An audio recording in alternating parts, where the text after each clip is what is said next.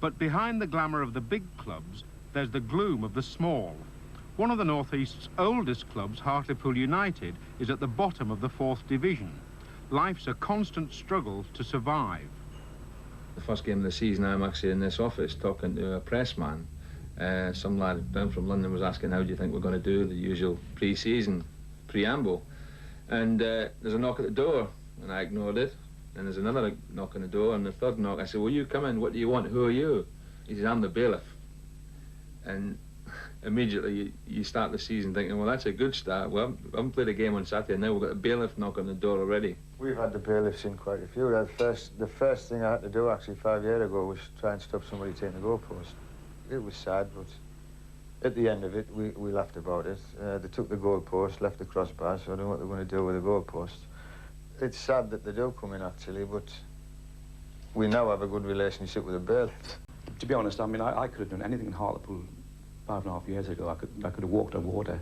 I had a tremendous rapport with supporters and people in the town. John, are you no longer chairman of Hartlepool? I'm no longer chairman of Hartlepool. What exactly took place in the meeting? The first item on the agenda was myself standing down as chairman. The second item on the agenda was me resigning as a director. We're losing games, the fans what has happened to your shares? Putting pressure on me, and there was a takeover bid hanging over our heads, and this carrot was being dangled in front of the fans, saying, look, there's £300,000 to buy players with. Consequently, the fans saw me as a stumbling block. I have propped the club up financially for a few years now, and you can't go on doing that indefinitely. The club really needs a big cash injection, and they need it quickly. I think the final straw was, and it really was the final straw, was coming home from holiday and finding a poison pen letter at my home. Now, I don't mind what happens in Hartlepool at the football ground, but I've got 2 young sons, and some crank out there has got my home address. John Smart is only the latest in a succession of chairmen, directors and managers to walk away from the Victoria ground. In one 10-year period, Hartlepool hired and fired an average of 1 new manager each season. Despite the troubles in the boardroom, it's business as usual in the back room. Hartlepool United's hard-pressed staff have to make every penny count. They're plagued with debts of around £150,000, and it's reckoned that the club is losing about £1,000 a week.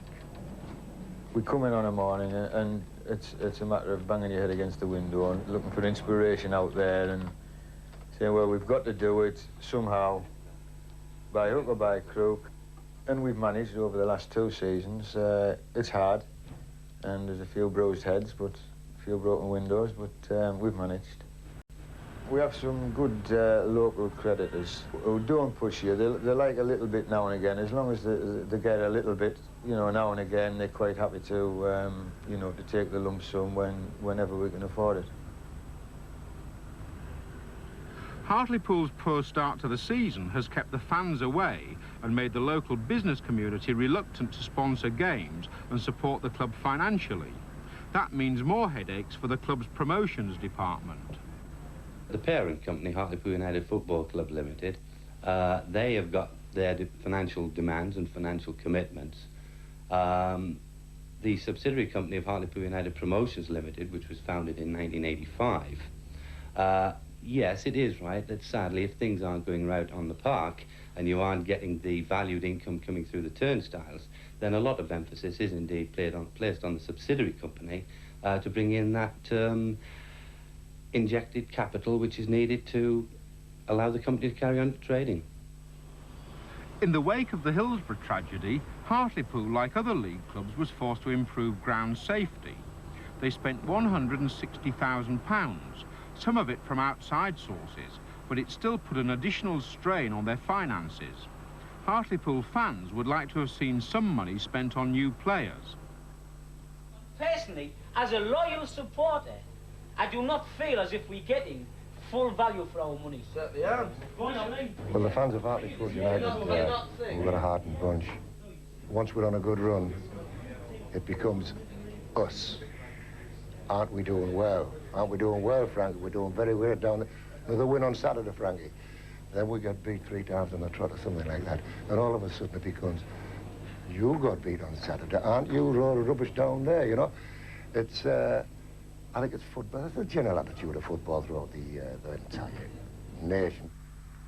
When it comes to match day, the fans and everyone involved with the game are no different from anywhere else.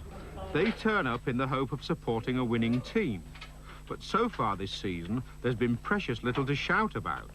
Hartlepool are firmly rooted at the foot of the 4th Division, with only 2 wins this season. It's little different from many previous seasons.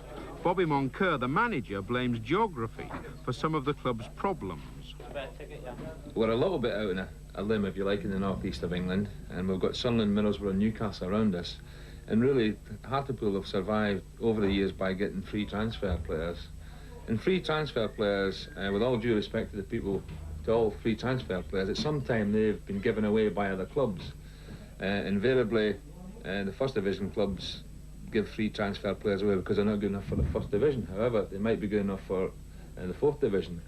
But because we're up in Hartlepool, you know, you've got the Manchester area and you've got the Birmingham area, the London area, we are not going to get the good free transfer players. The only way out that I can see is that we develop a decent youth policy.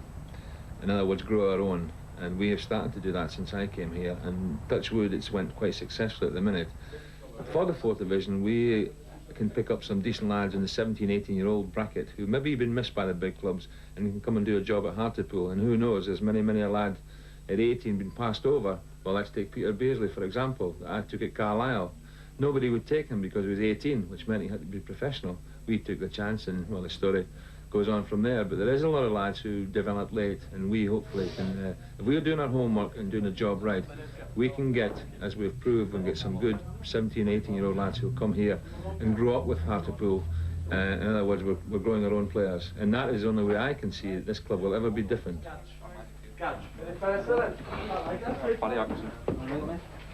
Johnny Tree. Nice one. Enjoy yourself. We couldn't have an apprenticeship scheme here because it was financed solely by the club. Now, we couldn't afford to do that, but the YTS, obviously helped by the government and the PFA, is tremendous for us because we can take kids, give them a chance that normally we couldn't look at. We just couldn't financially, we couldn't take kids on. So the YTS gives a lot of youngsters in this area a tremendous chance to break through. Hartlepool can rely on plenty of people who'll work for nothing on match days. The bill for policing the game comes out of club funds, but volunteer help is crucial in keeping expenses down. Stan Hillhouse, the commissionaire, turns up unpaid every day just for the love of the club. Do the players' guests need any... Stan has become part of the Hartlepool folklore as a difficult man to get past at the gate. There was one instance, I think we were playing Sunderland in a friendly, and the people were coming through. Good evening, Stan, there's me ticket. Good evening, Stan, there's me ticket. And this guy comes down and says, I've been invited down by Sunderland. I've come to support them. And Stan says, well, where's your ticket, son? He said, well, I've been invited by the board of Sunderland to come down to see the game. Yeah, but where's your ticket? He said, I don't think I need a ticket. I've been invited by the board. He said, if you haven't got a ticket, son, he said, you go in the Millhouse stand over there. And he says, but I'm Steve Cram, the runner. He said, well, it won't take you long to get round there, will it? You know, that's the type of guy that we've got, Stan. He's tremendous, hard to go. While the financial crisis continues, everyone who does get into the ground becomes a target for the money raisers. Every pound counts, whether it's a ticket for the golden goal or just a round of drinks. It's all precious income to a club that's falling short on much-needed match sponsorship. Every match these days is crucial for Bobby Moncur and his players. Before this game, the Hartlepool chairman resigned, and there were rumours that Moncur would follow. You got your band on. Lovely, that's all right. Super. Thanks very much, all the best. Understandably, there was tension in the dressing room. You all happy with what you're doing? Well, don't be coming after him and saying, I don't know what to do, right? Let's concentrate. Now, it's obviously an important game tonight, for a lot of reasons. Not to mention what's happened this afternoon, so let's go out and do our job, because what's happening above us has got nothing to do with what's in here. It's about us doing our job. All right, is everybody happy? Let's come in after 45 minutes doing the job, and then we're going from there.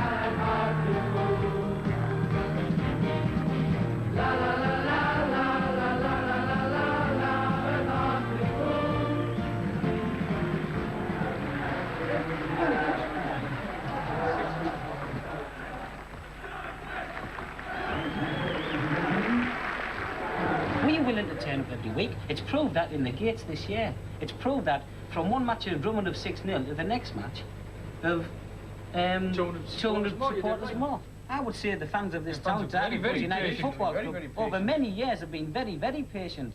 And it's up to them behind the scenes to relax us and to get the crowd behind them. Anybody could be the chairman of this club as long as the team was successful. That's right. The best chairman is the chairman who nobody really knows. Because he sits there and gets on with the job and is not pushing himself out all the time. You don't want your chairman's picture in the paper all the time. You want your top scorer, your bloke who got you the winner that put you top of the league last Saturday. That's what you want. You don't want your chairman pushing his face all over the place. I worked out yesterday that my personal contribution to Hartlepool United is in the region of about £2,000 a year, and that comes via 2 season tickets for myself and my son. I buy a match programme for my son and I at every game. I put £10 every Wednesday night over the bar in the social club. I contribute £2 a week to Pools on the Move, and adding all that up over a period of 12 months amounts to almost 2,000 quid. Does the wife know this? If Hartlepool finish bottom this year, they'll drop down into the non-league Vauxhall Conference. It would be devastating to the town for Hartlepool not to have a football league side. I think it's necessary for a side that's been in the football league for as long as Hartlepool have, that we keep there. Because you don't hear of Barrow, you know, people say Accrington Stanley and where's that, and Gateshead. So I think it's of primary importance that we stay in the football league. If you were to stay in the JM Vauxhall League, now I don't exactly know what their sponsorship agreements are, but we would lose the whole football league monies that come to us now, which amount to roughly about £85,000. Poole have conceded 13 goals in their last 2 games.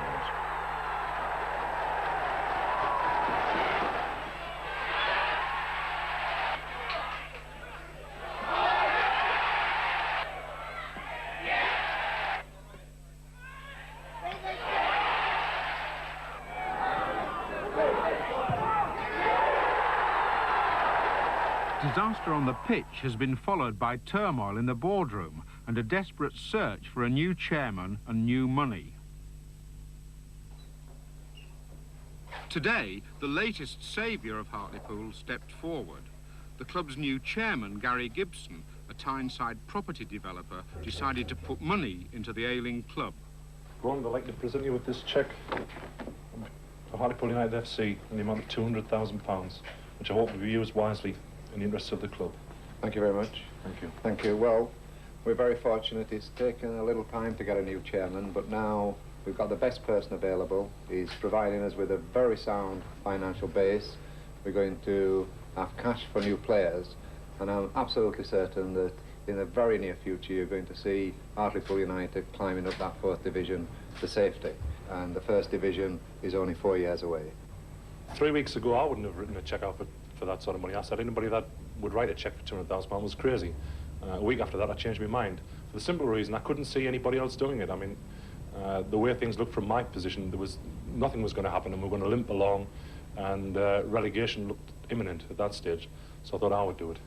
Now, you're a businessman, so what do you think would represent value for money for that sort of investment? Value for money? Well, for Hartlepool to do something, not limp along, not be in the 4th division forever, but to provide a base so that we can get into the 3rd division, maybe next year, the year after next, and then, you know, let's dream about the 2nd division. Success for Hartlepool United is the dream for thousands of people in this area, and we've done it since we were school kids, you know. Hartlepool must do well, and one day we'll see them do well. It's not very far off, Ronnie. Take no notice of this season, because we're going to go places. Like MacArthur said, you know, we'll be back. We'll do this thing, and the hard nuts, if you like, you know, the guys that support us through thick and thin, they'll be there. They'll be there. Cyril Knowles had been brought in as manager by Gary Gibson to save his club from part-time football. Hartlepool had taken over Darlington's place at the bottom of the 4th division. Within months, Knowles had transformed the team into promotion challengers. That's it. Go on, tuck it on, Charlie. Away from the pitch, Gibson was hard at work clearing out the back room and the boardroom. Majority of people who have left because I've wanted them to leave. I've thought it was in the best interest of the club. I also firmly believe that if you're going to be successful and the club's going to do well, you've got to have a happy boardroom. You've got to have people around you, and there are only 4 directors at the moment, but I trust, you know, each and every one of them. You need to be happy in the boardroom. You don't want to think you're going on your holidays and somebody's going to stab you in the back, which nearly happened once when I took an early holiday before I got rid of the person concerned. So you need to be happy in the boardroom, and I think that happiness filters all the way through the club, and you weed out the sort of weaker aspects. And it's a hard game. I mean, you've got to make hard decisions. You're dealing with people's lives and jobs. But at the end of the day, you know, you've got to be cruel, be kind sometimes. That hard-headed approach to football has won praise from those same supporters who 2 years ago told us Hartlepool United needed shaking up. Well, it was quite a few significant changes about that time. There was Gary Gibson came in. We had Cyril Knowles coming into the club. We had a few backroom boys coming and going, and overall there was a major change in the running of the football club. Once upon a time, everybody at the club seemed to be pulling in different directions, and now at the club there seems to be everybody pulling in one direction. So all we wanted in Hartlepool 2 years ago was a team to shout about. We've now got it, and we're over the moon to be able to stand on the rooftops and say, Hartlepool, we're proud of it. On the same day, their local rivals, Hartlepool, were playing for a promotion place too. The team had overcome the tragedy of losing manager Cyril Knowles during the season. He had suffered a brain tumour.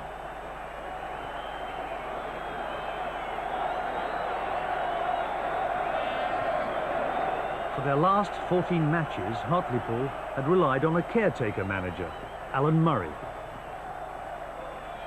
He was another Gary Gibson appointment, and under him, the team hadn't lost a single game. One last win for Murray would almost certainly ensure promotion for only the second time in Hartlepool's history.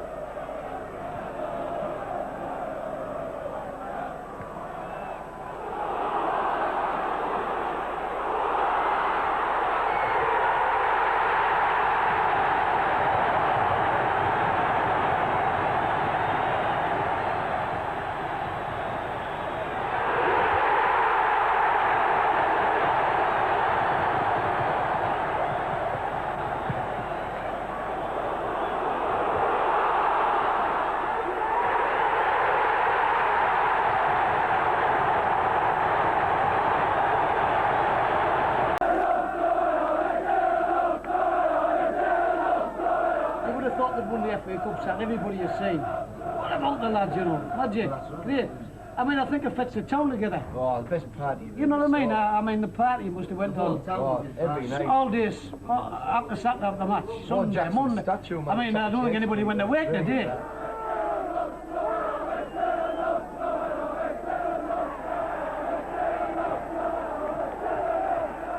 Al Frankie and the likes of my father, who's 60, 70-year-old, and on Saturday to see their faces, to actually see Hartlepool United for once win promotion. My father was ecstatic, 65-year-old. He was like a boy.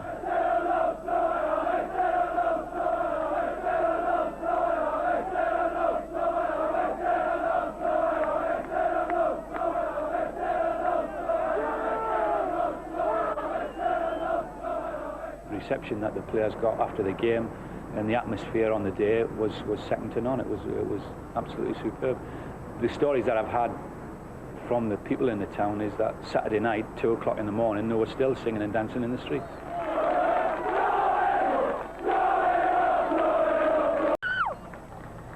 It's not often that the people of Hartlepool have anything to shout about.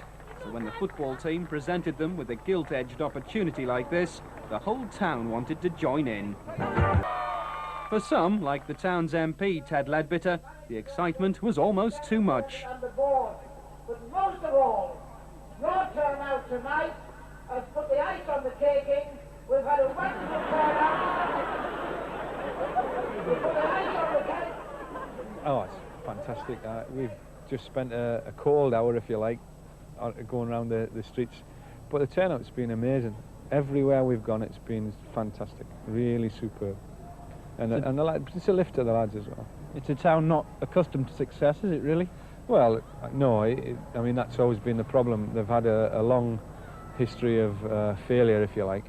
So it's nice to get something like tonight, to get the rewards for the work that the lads have put in, and to make the town turn up like they have on a night like this where it's raining and it's cold. They've done remarkably well. The question on all the supporters' lips, would top scorer Joe Allen still be with Pools next season? I don't know really. As I say, I've got to keep my options open, but at the same time, you always want to better yourself.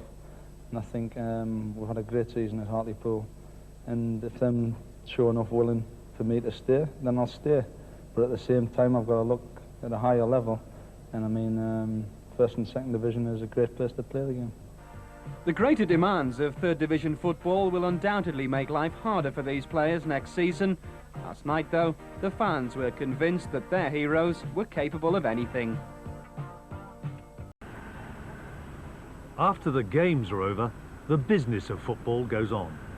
Success can be as expensive as failure, and Division 3 will be demanding.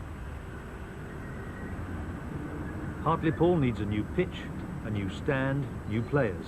In short, the club needs cash, and Gary Gibson has to find it. We're going to hit the promotion fever while we can, try and generate some money that way. It's a busy time commercially because we want to capitalise all the euphoria and all the interest that there is from in the town and outside the town, and you know, get some money into the club.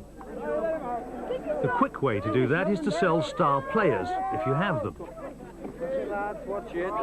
Hartlepool striker Joe Allen may already be the darling of the fans. To Gary Gibson, he's a financial asset, but only if he leaves the club. For the good of Hartlepool United, Joe Allen will be sold for lots of money, which is an unpopular decision with the fans. But it's a realistic decision. I mean, the lad's 24-year-old. He's had a taste of the bright lights playing for Newcastle. He's been subsequently to Swansea. Now he's had a couple of years at Hartlepool. He's done the business. Scored 35 goals this year, won 2 of the Premier North East Football of the Year prizes.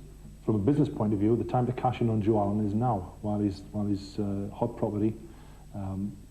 He's got an ability to score goals, which everybody needs. We need it as well. But we've taken a view for an awful lot less money than what we hope to achieve for Joe, we can replace him. We won't get as much as the fans think we'll get. I mean, they used to read in the national papers and seeing all these airy-fairy figures. We won't get anything like what they think we might get. If we can get £400,000, I'll dance in the streets. It's been a long, hard slog to success. I'm quite pleased it's the close season's coming up now, and I can have a few months off and I can get back to me how I earn my living, because I think I've taken the eye off the ball a little bit in that respect. It's just the you know, we sat down, worked out how we thought we could progress the football club, put the plan into action. Parts of it have already have worked out, and it's the thrill of seeing the thing work, from turning around from being a poor football club, a moderate club, to being, you know, successful. But he's staying on as director at the Victoria Ground and says there will be new financial developments over the next few weeks. Mr Gibson made the announcement 24 hours after Hartlepool's latest escape from a winding-up order in the High Court in London. He'd said that he would stand down as soon as a bill from the Customs and Excise VAT authorities was settled. But Poole are back in London next month to face winding-up orders from the Inland Revenue and from former manager Viv Busby. Gibson says the money will be found. He says the club will be without a chairman for a fortnight, but added that the reasons for him deciding to quit were fairly obvious. I no longer enjoy it, and I now believe it's extremely doubtful that with the small base of support that we have, that we could sustain a credible attempt in the First Division. The new chairman and 2 new directors are expected to take their places in the Poole boardroom next month. After that, Mr Gibson expects the new stand at the Victoria Ground to be built, though he wouldn't say if there would be any cash for team rebuilding. The chairman of a struggling football club resigned this afternoon. Just another sports story or something that affects the whole town. Tonight we look at a club in crisis. Good evening. Most of the important action involving Hartlepool United Football Club has taken place off the pitch recently. The club's debts have taken it to the High Court to fight winding up orders. The latest was adjourned yesterday for 4 weeks. A players' strike was threatened. The chairman, Gary Gibson, has been under fire. And this afternoon he resigned.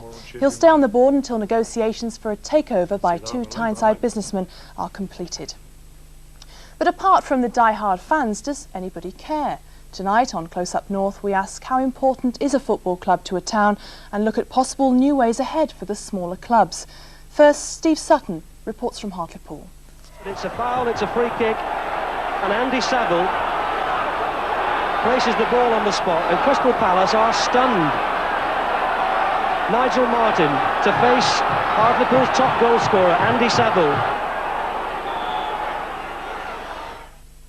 January last year, and Hartlepool United reaches the zenith of its 85-year history. The second division side lead against the team from the Premier League, but it will rankle with Crystal Palace. Not only does the team knock Premier League side Crystal Palace out of the FA Cup, but they also climb to their highest ever league position, close to the top of Division 2. Now, 1 year later, the club has reached its lowest ever point. Inside 12 months, it's run up a pile of trouble. 2 managers have been sacked. The team's best players have been sold.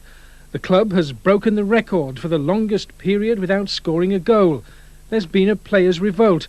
The club has faced a series of winding up orders in the High Court. The chairman has decided to resign, and the club is next to the bottom of the table.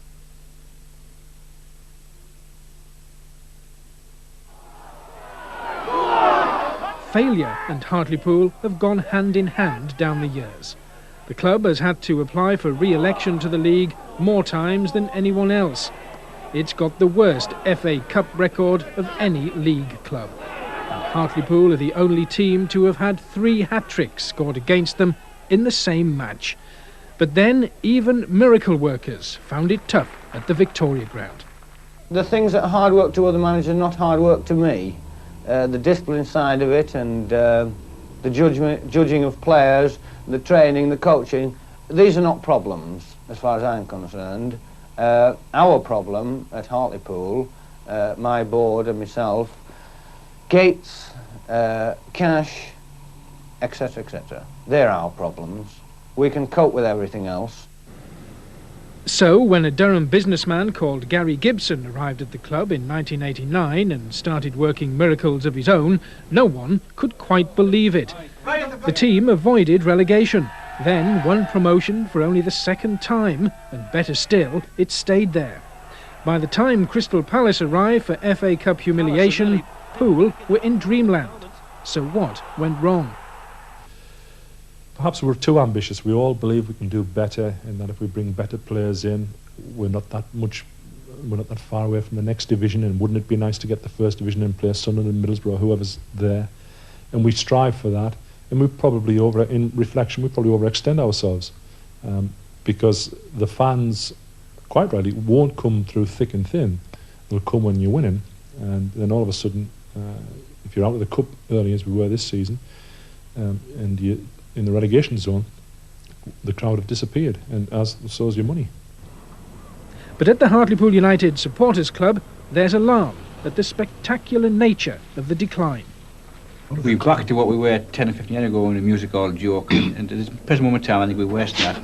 We're a music hall joke completely, and its credibility is nilch, and unless Gary Gibson goes and other people move in, we'll be defunct completely. We have had good times with Mr. Gibson, but I'm afraid those good times have gone now. Time for a new man. He keeps everything to himself. Nobody knows what is going on but him. And you've got to have a damn good memory to do that. He needs more people on the board, with more people having a say in the running of the club.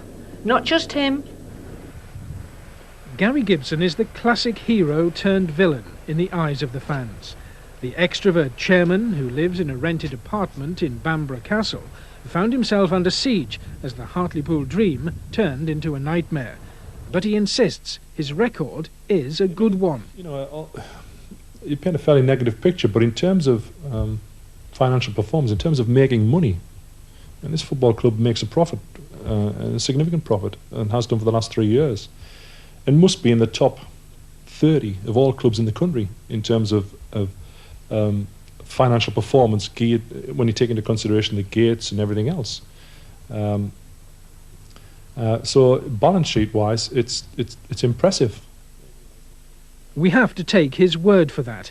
Companies House haven't had a set of accounts from the club for 3 years, while shareholders complain there hasn't been an annual general meeting since Gibson became chairman. Little is known of Gibson's other companies, though one of his property development firms, Redcastle Properties, went into receivership in 1992. Hartlepool players past and present are still owed money by the club. After a series of bounced paychecks, the first team insisted on being paid with gate money after home games. Paul Cross was the team's representative on the PFA, the Footballers' Union. He's since been transferred to Darlington. I'm still owed a substantial amount of money, yes. Well, what I've had to do, I've gone on the creditors of the PFA now. I've put my name forward, and they'll have to just try and get the money back for me. And you're talking of what sort of money here? I'm talking 4 figures, really, and it's money that it's a short career. It's football, and it's money that you can put by and save for a rainy day. The situation lurched from crisis to crisis. Players threatened strike action. The widow of former manager Cyril Knowles was sent a cheque for £5,500 after a benefit match. It bounced. It's the honour of it all. It isn't so much the money. But I've got nothing personally against Gary Gibson. There's obviously a reason for it, and we'll just have to sit back and wait or whatever. 2 weeks ago, the club was back in the High Court facing another winding-up order. It was saved then thanks to the goodwill of its sponsor Cameron's, the town's brewers, and the local council. We've added £10,000 to our original loan, which was made last year, of £30,000. That loan was to be repaid by community use of the facilities of the club. That community use has been well used, it's been well repaid. The club have entered into that repayment process with gusto. They've not drawn back at all from the welcome that they've given to the school children and the young football players and young sports people of Hartlepool. That's where the future of our town lies, and those are the people who are benefiting from this particular loan. We've stood up when other people in the town haven't been there to be counted, but with ourselves and the council and certain other businesses, we put our money where our mouths are. If a subsequent creditor comes out of the woodwork, for which we weren't made aware of at this time, then that remains to be seen. But at the end of the day, we've done the best that we can in the circumstances now, because bearing in mind I have a responsibility to our shareholders and our employees to spend the company's cash wisely. I've gone to the wire for Hartlepool United. I can't go any further, but I think what we've done should be sufficient to see them through. For fans like Kevin McElhone, it's a good job they did. Life without their team just wouldn't be worth living. We'll always be there, always follow them. We've got to, in my blood. If the way we got put out the league, it was just, I don't know, you try not to think about it because the club means so much to you, but if they did get put out the league, I can't see me doing anything else. I would never go and support Middlesbrough or Sunderland. You know, I'd rather just go watch the Seagulls on the docks and go and watch them. You know what I mean? I just wouldn't support them. They're my life. They're my religion. That's, at the end of the day, that's all it comes down to. Me is Hartlepool United. For the fans then, following Hartlepool's fortunes is a way of life. But just how important is the football club to the town? Who better to answer that question than one of Hartlepool's best-known sons, Alan Wright. Born on the headland, he presented the Alan Wright programme on Radio Cleveland for 5 years. He runs his own publicity company, and last year he became chief executive of Durham County Cricket Club. His publicity work brought him the job of advising the council on their successful City Challenge bid for £37 million of government money for projects in the town. Going back to when I was a kid, 3rd Division North days, glory days against Manchester United and so on, and I think purely in publicity terms, the fact that every Saturday tea time the town's name is there and people are seeing the name of Hartlepool. And I keep thinking of the Accrington comparison, that when Accrington and Stanley went down to the league years and years and years ago, even though the town of Accrington, I'm sure, is a lovely place, it's tainted with failure, tainted with disaster. I wouldn't like it to happen to Hartlepool, frankly. Now, the town itself is going through a period of substantial change. Can you just sum up for us briefly the history of Hartlepool, what it had and where it's going? I suppose it's about resilience. The town has changed. You know, the headland across my shoulder there was a little fishing village. And then, 100 years and a bit ago, the new town of West Hartlepool sprang up on the back of coal, iron ore, and eventually shipbuilding. Now, whether we like it or not, a lot of that's gone. The Durham coalfield doesn't exist, iron ore in the Cleveland Hills isn't mined anymore, and realistically, shipbuilding is in Korea, it isn't in Britain. What Hartlepool's always been good at is changing, and I suppose 50 years from now, we'll look at the 90s as how Hartlepool changed. The future's in tourism and leisure, Imperial War Museum, the marina, all the good things that's happening in Hartlepool now. And the good thing as well is that realistically, if you bought a new factory to Hartlepool, the way automation is, it would employ a few dozen people. Tourism and leisure is very, very labour intensive, and therefore that's the way for Hartlepool jobs, that's the way the town is going to go. And I think perhaps a generation from now people will see it's just another example of Hartlepool changing and doing it well. So a period of upheaval for the football club and the town. In the centre, workmen seem to be busy everywhere. Scaffolding clings to many of the buildings, while others await their turn. A far cry from the Hartlepool which, as recently as 30 years ago, echoed to the sounds of the shipyard. Thousands were employed in shipbuilding and associated industries. Now a marina and an armada of small craft take pride of place on the town's watery doorstep. And it's pride in these new projects, and the need for more, that's brought some of the leading citizens to question the wisdom of using council money to help bail out a struggling club. I think we'd all love to see the football club survive, because when it's doing well, it's a good advertisement for Hartlepool, to get the name of Hartlepool across in the press and on the television. But I think many of us have got to ask, what is going to be the cost of seeing the club survive? We've supported it through the local borough council to the tune of £10,000, and that's received universal support across all the political parties. But I think now it's time for the club itself and those in direct control to get their own house in order if they want to see the club survive. I think that Hartlepool over the next 10 years is going to be on the map because of quite different and very exciting developments, many of which you can see behind me here. The establishment of the Imperial War Museum's Maritime Centre, for example. And so if Hartlepool United Football Club want to be a part of that exciting new history, they really have to put their own house in order. And on the streets of Hartlepool, there's no shortage of opinions on the controversial subject of council cash for the football club. No, I think we should tidy the town up a bit more. Decent shops. Yeah, decent shops. Yeah. Just wasting the money. Should be used for something better. I've supported them for 40 years, so I think it's worth saving, yeah. Oh, well, yeah, I think every town needs a football club, don't they? I mean, really. And it has been, without one. Yeah, yeah, definitely. And what about council money being used to help save it? Because some has been. Well, they use it for everything else, so why not? Just don't know what to waste next in this town. Yeah, well, it's a local football club around here, so I think it's worth saving. Any football is better than no football, I suppose. Well, I wouldn't like to see the club go, but I think they need a bit of help every year. They need financial assistance every year. But they don't do a lot for the community. I remember some was getting trained off them over the summer. Definitely think the club's worth keeping. It's an asset to the town, isn't it? It's the waste money, another thing. But we need it. It's in the papers and on the television every week, and it keeps the town in the public gaze, which is a good thing.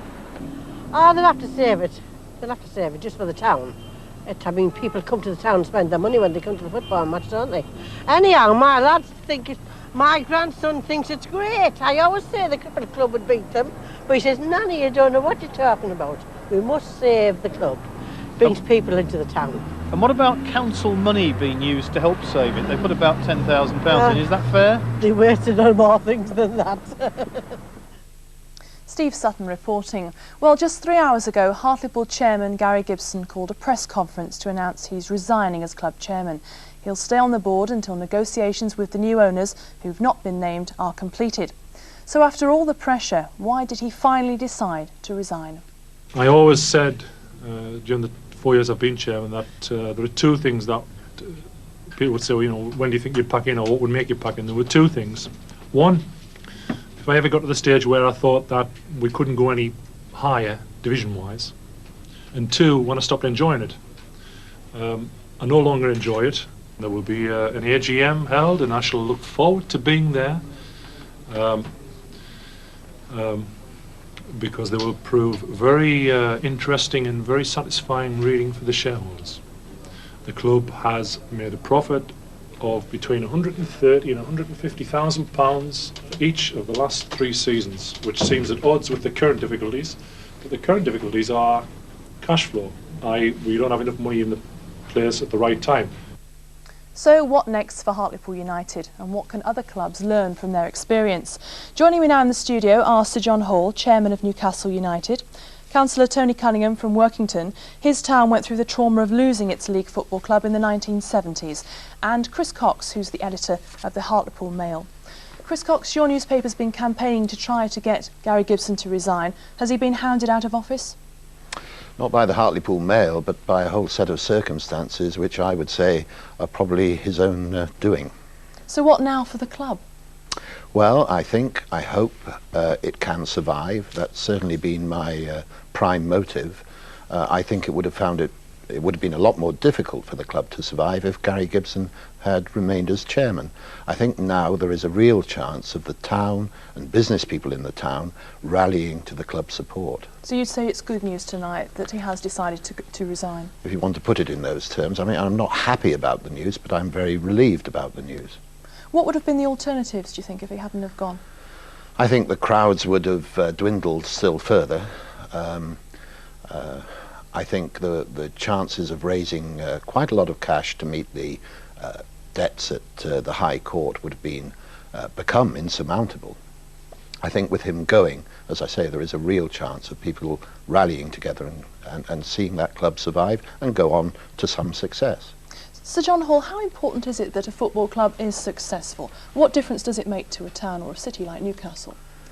Well, soccer is the national game, and it carries a lot of hype and media attention. So from that point of view, you know, when a team's doing well, people in the town get their pride back, and you know, even people who are not active supporters are very proud of the fact that your team's winning up there, as it is with Newcastle at this moment in time. But there's a price to pay. It's a very, very high price, and I can understand Gary Gibson's situation at this moment in time. Not so long ago he was winning, he was nearly at the top, but Hartlepool's problems are those of many clubs in a similar situation in British soccer today, and I feel it's very important that Hartlepool Football Club survives, but that's going to take the participation and help of a lot of people, and they've got to find their own level. When Newcastle United started winning again, started doing really well, was there a real noticeable difference in the attitude in the city? Oh, tremendous. You know, you people everywhere smiling again, and just even a small instance, we played 3 of our matches, one of them against Man United, and it went to 27 countries worldwide, live, and another 27 countries highlights. That's possibly a potential audience of 50 million. The city of Newcastle of the northeast of England could not pay for the publicity which Newcastle football team has given them of this last year. But apart from the feel-good factor, do you think Newcastle's derived any real benefits from their football club doing so well? Yeah, basically there's a lot of intangible benefits. You go and talk to the people in the workplace, and they'll tell you the factory bench, the machines go faster, and just by the good factor does bring in lots of visitors come to the area, and a successful football team and redeveloping the ground, we're going to get the European Championships. That's an added effect of actually getting a successful football club. They wouldn't have come here had we not been successful. Tony Cunningham, you've been at the opposite end of this situation. Yes. When Workington Town lost its league football club, what was it like? Well, it was obviously a very major blow to the town of Workington and the surrounding areas. No longer was the name of Workington in the national press and national television, people switching on, millions of people watching on a Saturday afternoon for the results coming through. Workington's name wasn't there.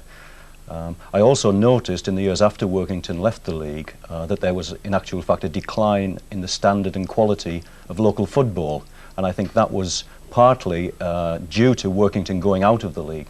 But I think what the town missed were some of the glory days, the big days in the late 50s and 60s when Workington played host to Manchester United, Blackburn Rovers, Nottingham Forest, Chelsea and so on. It gave a tremendous lift, a tremendous boost to the town. And Sir John was talking about the impact in the workplace. They used to say when the rugby league side in Workington was doing well in the late 50s that the local steelworks, the productivity actually went up 20% on a Monday and Tuesday of the following week when they'd had a good win. So a successful club does breed success and it's good for the town. Do you think Workington still bears the scars of losing its football club even today? In the film we heard about Accrington Stanley and the poor self-image we hear that town now has because it lost its football club.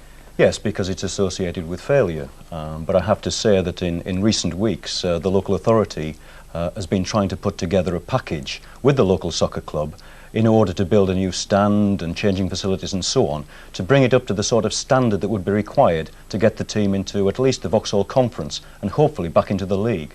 So those sort of developments we would hope to get rid of the stigma, to make progress, to have some success, which of course would be good for Workington. Chris Cox, it's not a situation that you'll relish for Hartlepool. Certainly not, particularly at this moment where you've heard on the film that so many exciting things, really positive things are happening down in Hartlepool. And I think for the club to go out of existence now would really be counterproductive and weigh heavily against all the positive things which, as I say, are going on down there. These mystery Tyneside businessmen that we're hearing about who want to put money into the club, do you know any more about them? Is it really going to happen? Well, I don't know who they are. Gary Gibson wouldn't tell me. I'd like to know who they are, and I certainly think the fans and the town would like to know who they are. I find it rather surprising that we haven't met them yet and had a chance to ask them about their plans. There are other business people in the town who have said they're ready and willing and have the cash to buy the club. I don't know what the position is, and it would be interesting, I think, for all the parties concerned to get round a table. I mean, now is a really good chance to rebuild this club, and I hope everyone grabs it. So John, you wouldn't happen to know any more about these two mystery businessmen, would you?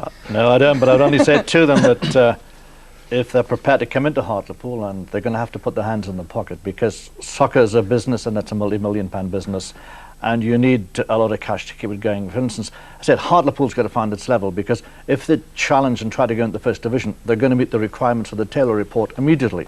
So that means they're going to have to spend, I don't know, 5, 6, 7, 8 million pounds. So the people of, there's a lot of answers, you know, there's a lot of things to be done and a lot of answers have to be given, but you need a lot of cash and they'll have to dig deep in their pockets just to sustain Hartlepool. Are there schemes that are employed in other European countries that actually help these smaller clubs? I'm thinking in particular of the nursery scheme. Perhaps you can tell us a bit more about that. Well, big clubs like in Spain, like Real Madrid and Barcelona, in a sense own smaller clubs, and because there's not much attraction in playing the reserve games that we have, there's not much competition, and all the time, even Kevin and myself are sitting down, what else can we do? And if Newcastle United was allowed to own another club, we would give it serious consideration. We'd either look at Gateshead or Hartlepool or Darlington and have it as a nursery club and for our reserves, and actually play it in competitive football, because that's what our players need. And it works in Spain and Real Madrid, but they can't never get promotion. Oh. They always got to stay in the divisions, but at least they get competitive football, and it's good for those areas. Would it work here, do you think? I think there's a lot of questions about it, but I think yes, it could do. We would be interested. You'd be interested in taking on a club like Hartlepool, yeah. Use it as a hothouse for Newcastle United players. That's very interesting. Tony Cunningham, do you think that would have worked for Workington Town, a solution like that? I think possibly it would have done, and certainly at the moment, if Sir John is suggesting that he has some reserve players who perhaps are not playing as competitively as they would like, Workington would be very interested in I'm sure you would. in employing them. And can you pay the wages? Hartlepool's a bit I think that is doubtful. But could I say that the situation that Hartlepool are in, a crisis often brings a community together. And I think now is the time for the community of Hartlepool, the council, the business, the club and everyone else to actually sit round a table and resolve the problems, because it is, as I said before, a major blow when a town loses its league status. Chris Cox, I mean, that idea of a nursery club is a very interesting one. Would it be the solution to Hartlepool's problems, or is it a bit limiting? Well, it's a bit pie in the sky because we're not allowed to do it at the moment, of course. But I think it's a very interesting idea. I think to capture the passion of football fans in England, I'm not sure that the idea of having no promotion would work, but I'm sure that it's an idea that ought to be explored further. What's stopping us producing these nursery clubs at the moment? Well, in the sense that I'm talking about, like the Spanish, the rules don't allow it. The FA rules don't allow it, and they're taking measures. People are afraid that you can fix the games. You know, for sort of if Hartlepool played Newcastle in a cup tie or things like that, you know, and they'll fix the game. Or if you were playing against another team and you didn't want them to go up, you could put 4 or 5 first division players, or Premier Division players in. So there are problems to it, but there's a lot of changes need to take place in soccer, and it's actually they're starting now. Because I said before, it's a multi-million-pound business which has to be run by the professionals. But I'd say, in a sense, to the people of Hartlepool, all those who are interested in rescuing the team, sit down, get together. It's time to do that. But think very carefully where you want to go. Because the moment you decide to be ambitious, there is a price to pay for that ambition. And it'll cost you money. There's a lot of people sit around and basically say, oh, it's great, full of ideas, but who's going to put their hand on the pocket and put the money on the table? We know it's a big business. Does that mean we have to accept that some clubs, the Hartlepool Uniteds of this world, are just going to have to fall by the wayside? Well, they may have to go part-time. They might have to find their own level. Soccer might not disappear, but it might be that they're not full-time professionals. That's going to happen in any case. It's the change that's taking place in British soccer today. You've got to face up to it. It seems very sad, though, doesn't it, that at the moment the FA Cup, the FA rules are such that we can't actually do much to help these clubs. Well, it's like anything else. They've got to help themselves. They do get some grants from the FA. They do get money from the pool, etc., etc. But at the end of the day, it's a business, and the shareholders who own the business have to run it. They delegate to the board if they get the powers. But if you're the shareholder and you're the chairman, you've got absolute power. And it's no good, because we had to do it in Newcastle. Newcastle's carried because of the money that my family's put into Newcastle. We're the shareholders. We haven't cried spilt milk. So Hartlepool or any other club, it's up to management to manage, and it's up to the shareholders to put the money forward if they've got it to run the business. I realise this is a totally hypothetical situation, but why couldn't you, for example, take over the running of Hartlepool United and run it as, you know, not a sort of hot house? There aren't enough hours in the day running Newcastle. You complain in the sense of Newcastle. No, it's one club at a time, and we've got enough on making Newcastle into the champion team that we want it to be. You know, one of the top 3 in the UK. We've got enough on it. It's up to the people. We'd be if it was part of the structure, we'd have our management structure helping Hartlepool, but certainly I wouldn't want to get involved at this moment in time until it was, you know, it would help. We helped them with a game, and we lost a player. Chris Cox, given that we know very little about these mystery businessmen who may or may not be coming forward to help Hartlepool United, are you hopeful about the situation, very briefly? That the club can survive? Yes, very hopeful. I think there's a huge will now and a huge obstacle removed in the fact that Gary Gibson has resigned.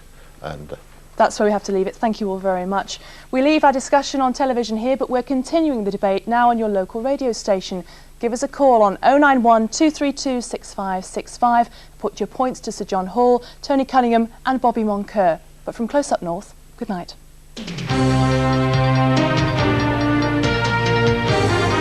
Last night on the future of clubs like Hartlepool. Sir John suggested big clubs like his should be allowed to take over those like Hartlepool and run them as nursery sides. But Michael Knighton, chairman at Carlisle, has described it as an outrageous idea. First, this is what Sir John had to say.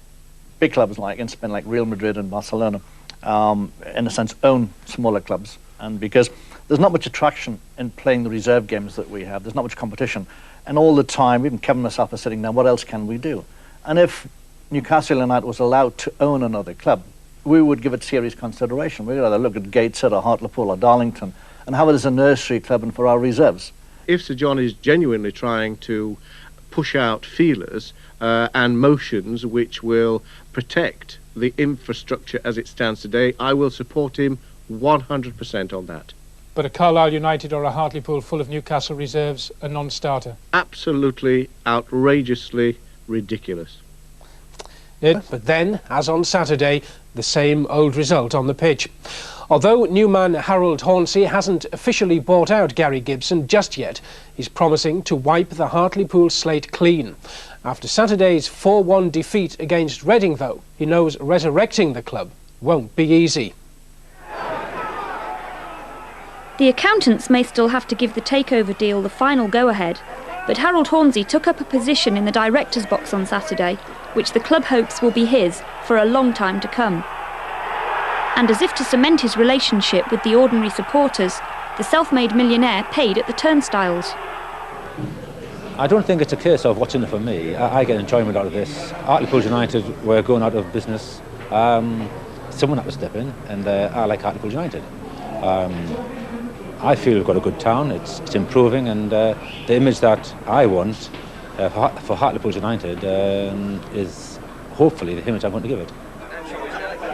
In the Corner Flag pub, home to the 300 or so members of the Hartlepool Supporters Club, new chairman, old chairman, relegation, High Court are all topics of conversation.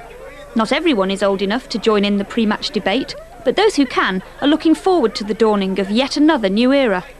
They couldn't get any worse, so they must get better. Yeah, there must be an upturn now. The new chairman's determined to sort the situation out. I'm sure he's got the cash to do it, and let's just hope that he fulfills those ambitions.